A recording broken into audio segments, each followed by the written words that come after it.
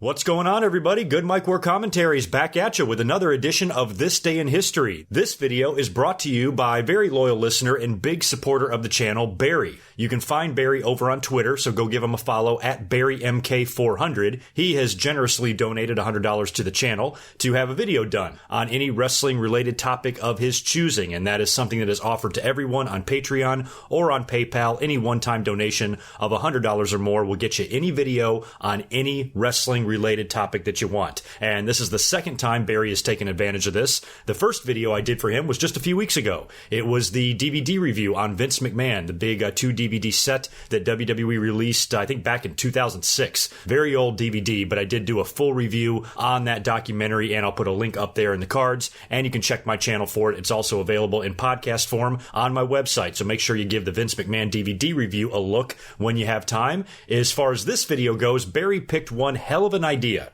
for his video, and that is a This Day in History on a very specific Monday Night Raw, August 24th, 1998. Today is the 20-year anniversary of this Monday Night Raw. So this was something I was actually really looking forward to doing. I know SummerSlam has now come and gone. We are 4 days removed from SummerSlam 2018, but looking back 20 years ago at this show and how that SummerSlam shaped up and how they built everything up and how they executed an absolutely marvelous go-home show. This is one of the most jam-packed Monday Night Raws in the history of the program, okay? We're talking 25 plus years of Monday Night Raws, and very few top the amount of shit that they crammed into this show. It was absolutely amazing to go back and watch this, and it's worth a look. All the Raws are up on the WWE Network, right? So fire it up and watch this show maybe first, and then come back and listen to my review of it, because it's fucking incredible. So I want to thank Barry not only for the donation and his generosity, but also for the great idea. You know, if I'm going to say, hey, donate to the channel and I'll do a video on anything that you want, you might pick something that I'm not that interested in, but Barry has knocked it out of the park here on 2 different occasions, and this was a really fun show to watch, and I think it's going to be a really fun show to review. So August 24th, 1998, Monday Night Raw goes down in Philadelphia, Pennsylvania. This was the go-home show to SummerSlam that year, the Highway to Hell, Austin versus Taker. And this entire show completely revolved around the two of them and everything that they had going on. There was so much going on back then. And you look at the way WWE and wrestling is booked in general now and the way Monday Night Raws are structured, I'll tell you, man, it is completely night and day. I have like 4 pages of notes on this 2-hour show, and when you subtract out commercials, we're talking about an hour and 35, hour and 40 minutes here of wrestling, and I have notes written down like it's a 5-hour WrestleMania pay-per-view. It's absolutely insane how much stuff they could cram into a 2-hour show back then and how fast everything moved. So we got a jam-packed show, and we got a lot to talk about, and there are so many different things going on. My head almost exploded. So I'm going to do my best to do this show justice, and I watched this on my original Monday Night Raw recording. I've mentioned it many times that I recorded every single Monday Night Raw by hand on a VCR for years. Every year from 93, 94, 95, 96, 97, 98, 99, 2000, 2001, and I finally started getting lazy around 2003, 2004, and I recorded these on VHS tape every single Monday. Even if I wasn't home, I programmed my VCR, and I very rarely missed a show. So I have all of the original recordings from these shows in my own personal collection. So that's what I pulled up to watch. I didn't watch the WWE Network version of Monday Night Raw. I watched my original recording. It was a lot of fun. And right off the bat, I'm curious if this is on the WWE Network version, because the show opens up with Kane and The Undertaker coming down to the ring together, and Jim Ross refers to them as Kane and Mankind. So I'm wondering if they fixed that on the WWE Network version of this show. But they kind of went to a cold open first. They showed Kane and The Undertaker exiting the locker room together and seemingly heading towards the ring. Then they went into the intro, and here it was August of 1998, and they were still using that old warehouse promo. They hadn't moved on to the quick edited version of the Monday Night Raw intro. They were still using that old intro that they shot like a year prior that Bret Hart was involved in. Here we are nearly a year after Bret Hart has left the company, and you can still catch glimpses of him in the Monday Night Raw intro. So it would take him a while to finally, do away with that. But the show opened up with all the pyro and the excitement and the fans going nuts and the signs. It was a complete sellout in Philadelphia. The crowd was jacked. And Undertaker and Kane then hit the ring. The Undertaker's music starts playing. And I'll tell you what, we've seen a lot of different versions of The Undertaker. His character, his theme music, his presentation. As crazy as it sounds, this 1998 theme song that he used, I think might be my favorite Undertaker theme song of all time. A lot of people are, partial to his original theme. The one that he still kind of uses today that's been spiced up and kicked around a couple of times. But the version that he used right here in 1998, before the Ministry, his Ministry theme was similar to this. But this is the one that he used. This is the one that was on WWE Music, the album, Volume 4, I think it was, or maybe Volume 3.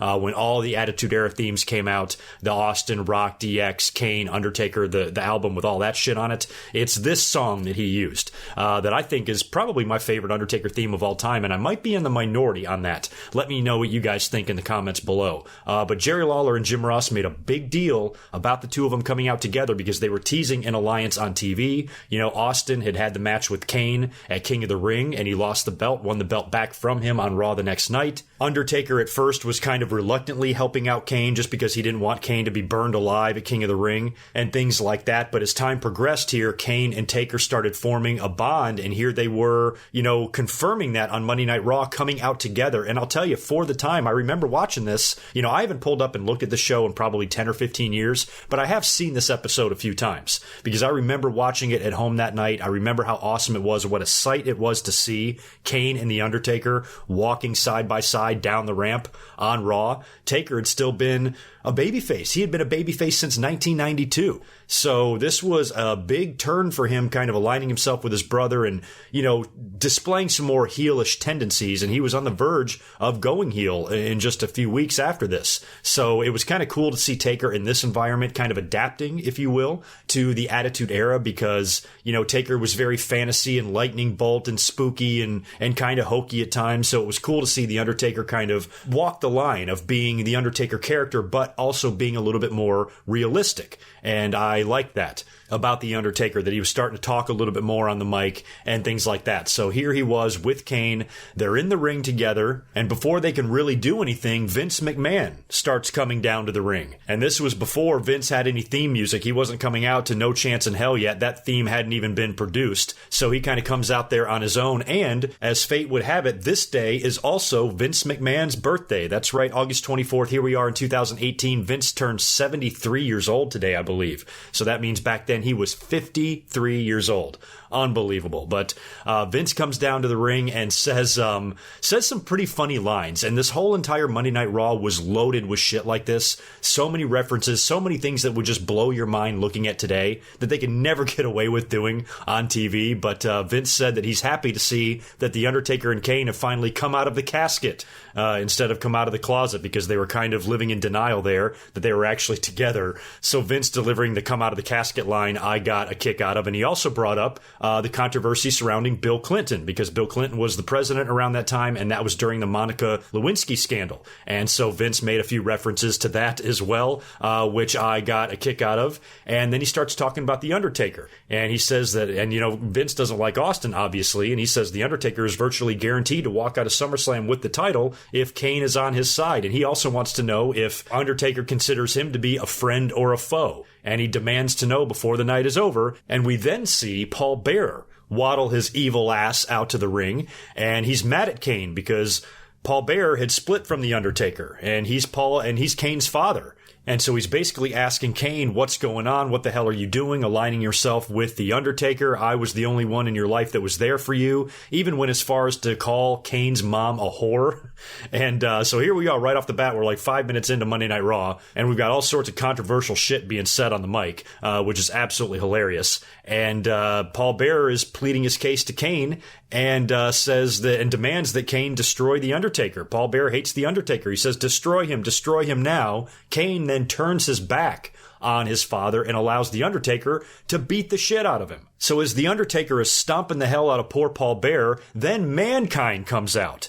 I mean, it's like one thing after another. It was like sensory overload. I forgot how awesome these shows were. Mankind then comes out, he gets in the ring, and he purposely turns his back on both of them and allows Kane and The Undertaker to beat his ass. I guess he's still completely loopy from him nearly being murdered in the Hell in the Cell. By the way, my 20th anniversary of that show, King of the Ring 1998, was also done a couple of months ago. I'll put the link to that in the cards as well. You can check out my thoughts on Mankind's insane Hell in the Cell match with The Undertaker. But he comes down and basically allows himself to get killed, and they even hit Mankind with a spike tombstone pile driver. Jesus, man, the amount of abuse this guy was taking, and Mankind was not done.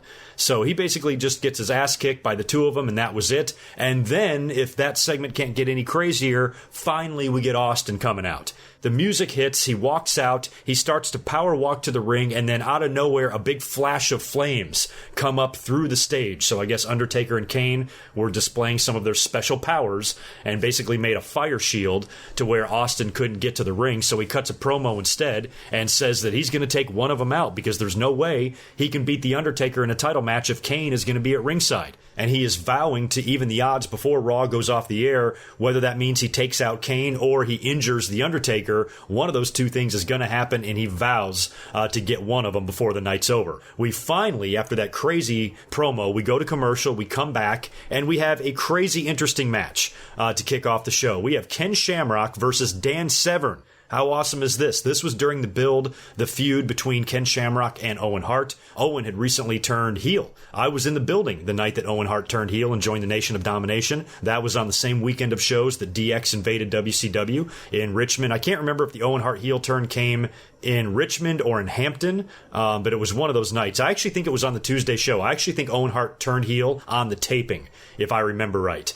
But he was off and running as a member of the Nation, and he had this feud with Ken Shamrock, and they were building up the big Lions Den match to take place across the street from Madison Square Garden during SummerSlam. And Dan Severn was training Owen Hart. Severn and Shamrock have a very storied rivalry that dates back to the UFC, so to see them in WWE was quite surreal, and we were all waiting for the big Shamrock and Severn match. I always thought they would build it for a pay-per-view, but really, you know, I was a Shamrock fan, but Severn was really lacking a lot of charisma. He did not really fit into that Attitude Era back then. I was a big Dan Severn fan. I respect the hell out of him, but as far as, you know, being a guy that was going to be holding belts during this time on, you know, the WWE's roster, I didn't see it happening. And the match between the two of them here was quite boring. Fans didn't seem that much into it until Shamrock is kind of laying underneath the ring apron and Owen shows up and starts choking him, causing the disqualification. So Shamrock picked up the win there via DQ, and as Owen and Severn are beating the hell out of Ken Shamrock, Steve Blackman then comes out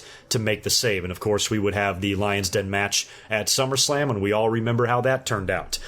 We then cut backstage briefly after Mankind took the ass kicking from Undertaker and Kane. They were loading him into an ambulance. He basically escapes the ambulance and starts riding around backstage on the stretcher, and we go to commercial. We come back. Mankind comes out to the ring. He cuts a promo. He's angry at Kane for turning his back on him. And don't forget, during this time, Kane and Mankind were tag team champions. So Kane abandoned Mankind right in the middle of their tag team title run. And so Mankind then goes on to say that Vince McMahon gave him a match with Kane inside the Hell in the Cell during Monday Night Raw that was going to take place later on. And that was another thing that they brought up a lot in the opening segment. When Raw opened up, the cell was hanging over the ring with no explanation. And Lawler and JR referred to it several times. What is the cell doing here? What are they doing with it? What's the purpose of it? And we find out that Kane is actually going to be wrestling Mankind inside the cell. Mankind is ready. He's pissed off. He's even brought thumbtacks with him, so he's ready to rock and roll. We then move on to another kind of interesting segment, a meaningless one, but interesting nonetheless. Sable comes down to the ring to play the role of the guest ring announcer, and she announces the Oddities. It's going to be a one-on-one match with Kurgan of the Oddities taking on Mark Marrow. And at the time, Sable was hanging around the Oddities a little bit. She would wind up having a match tag teaming with Edge, of course, at SummerSlam, but they've got her involved with the Oddities here. She introduces Kurgan down to the ring. The entire Oddity faction show up, including Luna Vachon, who's out there in a dress, and the image of Luna and Sable dancing together just blew my mind, because the two of them never got along. They feuded just a few months before this in WWE. I was there at Unforgiven during the bra or the evening gown match or whatever, where Sable got really close to being naked against Luna, and they had a pretty heated rivalry. And to see them kind of dancing together in a friendly way, I just smiled. I just thought it was hilarious. Mark Merrow wound up getting DQ'd for low-blowing Kurgan, and Jackie, who was not out at ringside, she did not accompany Mark Merrow to the ring. She wound up jumping the guardrail in disguise and attacking Sable, who remained on the outside of the ring for the match, and that would further the angle of the mixed tag match that she would have at SummerSlam on Sunday. We then cut to backstage for another fucking crazy segment. XPac basically kidnaps a cameraman. He's like, come on, come here, follow me, follow me. Makes the cameraman follow him all the way into the locker room where Jeff Jarrett's cowboy boots are sitting there, maybe his wrestling boots, and XPac pulls down his pants and pisses in them. There you go, folks. Monday Night Raw in 1998. Really kind of funny that he did that, because XPac is no stranger to putting human waste into people's personal belongings, whether it be food or bags or whatever. He shit in Sable's bag. Somebody shit in Mark Henry's sandwich. XPac and shit kind of go hand in hand. So I guess he couldn't get away with shitting on anything on Monday Night Raw, but he took a piss in Jarrett's boots instead. We then go out to the ring where Southern Justice, which is formerly the Godwins of Henry Godwin and Phineas, or Midian, or whatever the fuck, they're out there taking on the New Age Outlaws. And Hawk from the Legion of Doom is doing commentary. And here we go with some more controversy. Hawk is wasted off his ass, and he asks, he's out there, I don't even know why he's out there on commentary, to be honest with you, but he's got the headset on, he's with Lawler and JR, and he asks JR if his wife still has the belt. And JR's like, well, my wife's a woman, and she's not WWE champion, don't know what you're talking about. And then he asks Lawler, he's like, hey, Lawler, remember back in 86 at the Mid-South Coliseum, and you told me not to sell the pile driver, but I sold it anyway? I mean, crazy line to be saying on headset. And he's half passed out, his head's in his arms, so they're doing the whole alcoholic gimmick with Hawk, which, looking back, is kind of uncomfortable to look at, and it would get a lot worse because he would wind up pushing, or Draws would wind up pushing him off the Titantron, you know, in a couple of weeks or whenever the hell that took place. So this whole angle with Hawk I never liked, but it was really interesting some of the things he was saying on commentary.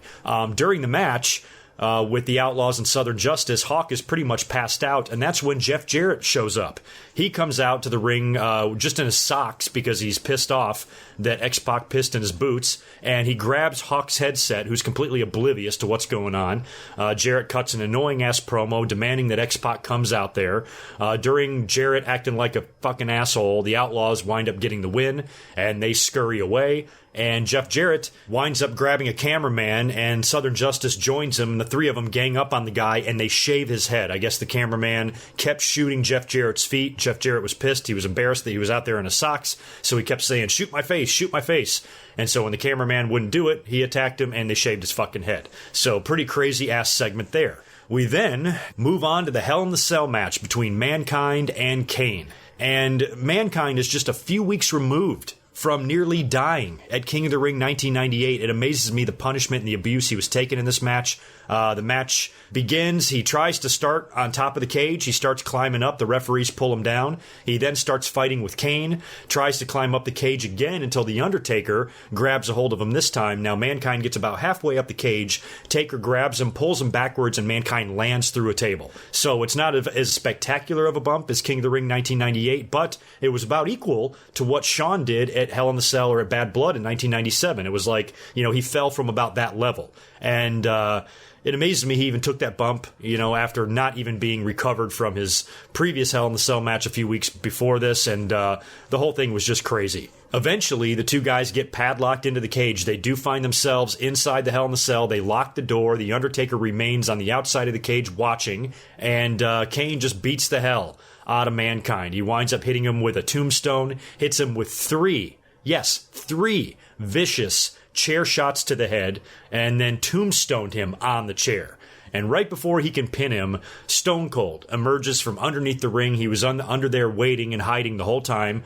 Comes out, attacks Kane, starts beating the hell out of him with a chair. Undertaker's going absolutely apeshit on the outside of the ring. He can't get in the ring because the cell is locked. So Undertaker eventually starts to climb up the cell, gets on the roof as Austin is beating the piss out of Kane, and Undertaker is just freaking out. And he's trying to break through the top. He's trying to break through the roof of the cage. He's slamming his foot through it, finally breaks through and gets a leg through. And right as he's about to jump down, the cage starts being raised. And you're like, what the fuck is going on here? And the camera cuts over to Vince McMahon, who's basically got his hand on the controls, and he's raising the cage so the Undertaker can't get in there, and they're explaining it away as Vince is trying to protect his SummerSlam main event. He doesn't want the Undertaker and Stone Cold to mix it up because he doesn't want to risk the match not happening. So Vince kind of prevents the whole thing. Austin's music is playing while he's standing over a beaten up Kane and a beaten up Mankind. Undertaker is on top of the cell as the cell is being raised to the ceiling, and they have like a roof cam that's looking down on the cell and Undertaker and Kane and Mankind and Austin and the whole deal. You can even hear Jerry Lawler going, "Look at that shot, JR." And unbelievable. Just great stuff. Great overall segment. Fans were so into it. Shit was so fucking good back then. Unbelievable. We needed a breather after that, so we go to commercial.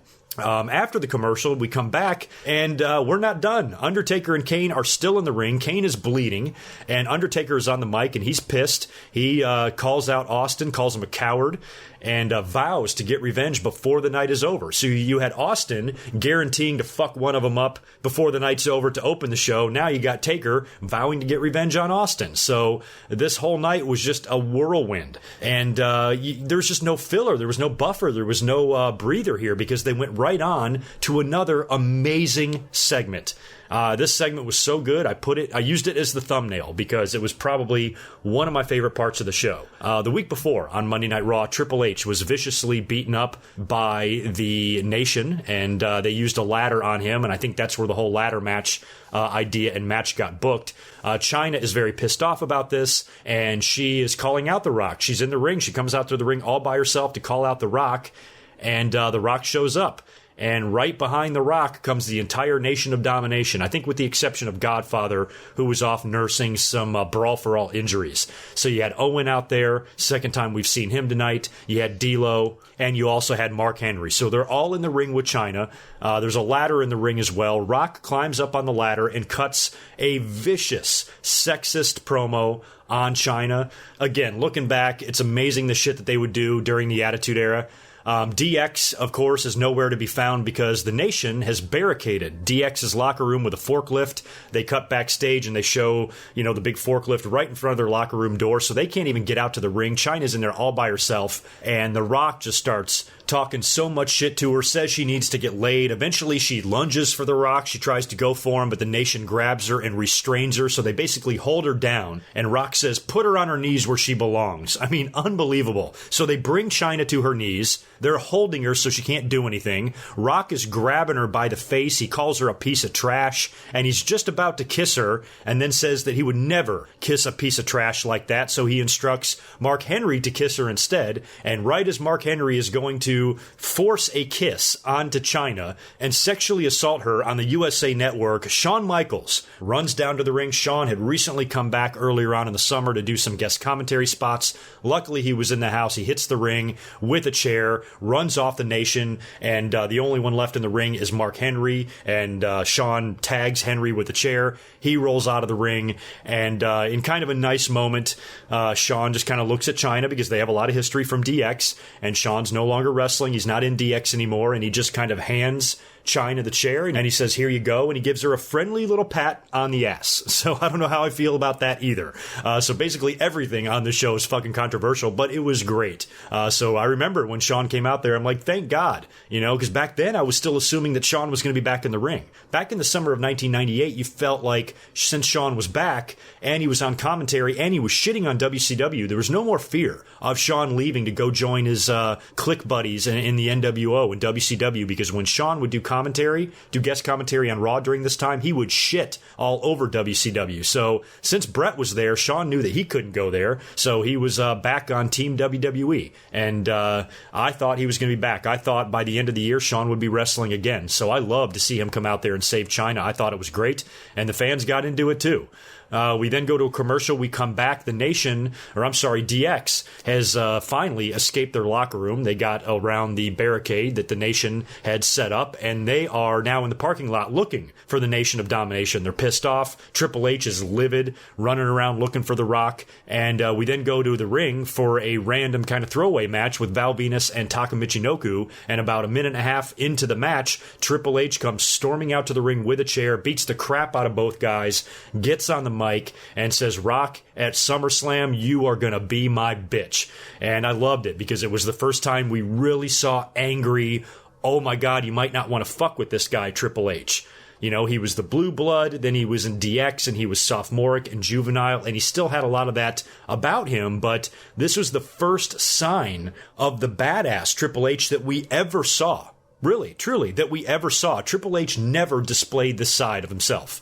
You know, was this really angry, over-the-top, scary guy. And even Sean, who was doing commentary, he stayed out there after he saved China, and he was on the mic. He goes, "Oh, man, the big man is pissed." And when he gets pissed, you don't want to be on the other end of it. So that was really the birth of the angry Triple H, the angry side of Triple H that we would wind up seeing. The early signs of the cerebral assassin. So it was an overall great segment. Just the emotion with China being restrained like that, you know, and just the nuclear heat that The Rock and the Nation were getting, and then Triple H coming out there and just beating up a couple of guys and vowing to fucking murder The Rock at SummerSlam. I thought it was great shit. So, you know, it was one amazing segment after another on the show. I mean, it just never ended. We then went to the big video package that WWE was very proud of. I don't know if you guys remember back then in 1998, they had, SummerSlam was coined the Highway to Hell. And they bought the rights or were allowed to use AC/DC's Highway to Hell song. And they produced this very elaborate, very awesome music video. And they shot it, you know, in an alley. It kind of resembled the Monday Night Raw intro, like with the burning trash cans and the fences and the dogs and all that shit. But they basically made an entire music video with Austin and Undertaker using the Highway to Hell song. It was very well done. It was very cool. I remember enjoying it when it happened. Looking back, it was an amazingly expensive thing to do, I'm sure. And I don't know if it was really needed. You know, do you need anything else to get a match between The Undertaker and Austin over? I don't think so. But they went above and beyond to really promote this SummerSlam as a big deal. It was in Madison Square Garden. You know, it was the 10-year anniversary because it began in Madison Square Garden in 1988. I think WWE made the best of it, and it was a great music video. Considering the royalty fees that are probably involved there, I'm curious on the WWE Network version of this show if that Highway to Hell music video is even on there. It might not be. They might have taken it off. So you guys can let me know that if you ever decide to fire up this episode on the network. We then go to XPac versus Gangrel. So this is the second or third time we've seen XPac on the show as well. XPac and Gangrel don't wrestle very long before Jarrett hits the ring again. So the second time we've seen Jarrett tonight as well. He hits the ring, comes in from behind, and nails X-Pac with a guitar. DX runs out to try to make the save and run off Jeff Jarrett. And then after that, man, it just keeps coming. After that happens, Edge, who just showed up in the company, who hasn't been there for very long. He's been shown in the crowd a couple of times. He hits the ring and attacks Gangrel and starts viciously beating him up.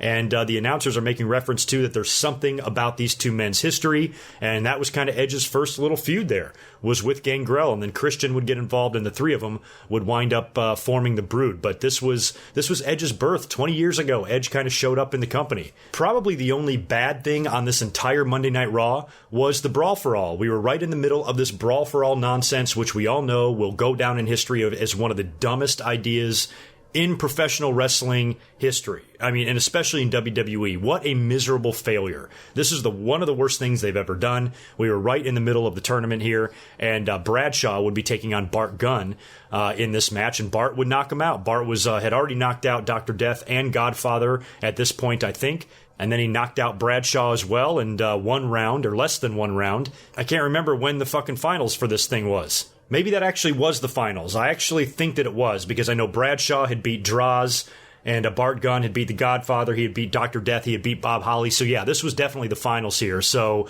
again, even though we were right in the middle of the shitty Brawl for All, this Monday Night Raw was so stacked because this was the finals of the Brawl for All. So you crowned your champion right here in Bart Gunn. So it was one match, one segment after another on the show. It was crazy. Absolutely crazy. I highly recommend going back and taking a look at this Monday Night Raw. It was so fun. And we are now finally on to the final segment. We had more insanity in this thing. The Druids come out first. They wheel the big casket, like the big double deep, double wide casket that they used with the Undertaker and Yokozuna feud. It was like that big box, right? So they wheel that thing out to the ring. Undertaker comes out and says that Austin has crossed the line when he attacked his family, and he's basically calling him out, and that's when Vince McMahon reappears. So here comes Vince again, because don't forget, in the beginning of the show, Vince asked Undertaker if he was friend or foe, and he wanted to know the answer before the show was over. So Vince is out there demanding an answer from the Undertaker. Are you friend or are you foe? And Vince winds up eating a choke slam. And right after he gets choke slammed, Austin pops out of the casket, out of nowhere, jumps in the ring, starts attacking the Undertaker, and after that, are you ready for this? Kane jumps out of the casket. So Austin and Kane were both in that casket, or maybe one of them was under the ring and they came through the casket up through the middle or whatever the fuck. But to see Austin jump out of the casket was cool enough. And then to see just, 20 seconds later, Kane jumps out of the casket as well. I mean, this show was fucking all over the place. Kane winds up attacking Austin. He fights back against Undertaker and Kane, winds up grabbing his belt and retreating up the ramp as the ramp is lit on fire. Fire starts coming up through the ramp in a long vertical line, simulating the highway to hell. And that's how the show goes off the air, with the Undertaker and Kane in the ring looking at Stone Cold retreating up the ramp with a road of fire separating the two of them. I mean, absolutely great shit, brilliant finish, brilliant setup, brilliant build. Just looking back on these Monday Night Raws, I just miss these days because they're structured so differently. They cram so much shit into this 2-hour show. It felt like it was a 3 or 4 hour pay-per-view. On SmackDown is also a 2-hour show, also with commercials, but it feels like half of what took place on Monday Night Raw back then gets done on a SmackDown. Because nowadays, when I went back and looked at all these matches, not one of these matches on this August 24th, 1998 Raw, I'm pretty sure that not one of them had a commercial break. Now, every single match on Raw and SmackDown has at least one commercial break, and some of the longer matches have two. Basically, the only commercial breaks we saw on this Monday Night Raw was in between the matches and segments, not during. So, you had a match, then a commercial, then another match, then a commercial, then an interview, then a commercial. But you would not have, like, for example, during the Ken Shamrock and Dan Severn match, they didn't cut to commercial and then come back. And it was just so well done back then because they got so much in. This was a stacked show. This was a loaded Monday Night Raw. There were so many segments and so many different storyline twists, all the effort put into these storylines. Every single person on the roster had something to do, and that's what we all make reference to. The good old days of the Attitude Era. One of the positives about the Attitude Era is that every wrestler was taken care of. They had an angle and a storyline direction for each and every person that they featured on TV. We don't see that now. You don't have something for somebody on TV. They're just out there in meaningless-ass matches every week, going nowhere, treading water, wandering aimlessly among the huge WWE landscape. Back then, they actually gave a shit. And it showed. And I highly recommend going back and watching these Monday Night Raws from 1998 or 99, 2000, 2001, that great era that was so awesome. Barry, thank you very much for this amazing request. You could not have picked a better Monday Night Raw. I mean, even back in 1998, you had a few duds. There would be some Raws here or there that just weren't that great. But this one was absolutely on fire, and it was one of the best go-home shows I think I've ever seen, and an excellent lead-in for SummerSlam 1998. So there you go. 20 years ago today, one hell of a Monday Night Raw aired on the USA Network. So please, I highly recommend going back and taking a look at the show. You will not be disappointed. And while you're at it, might as well take a look at SummerSlam 1998 as well, because I remember that main event with Austin and Taker was pretty damn good.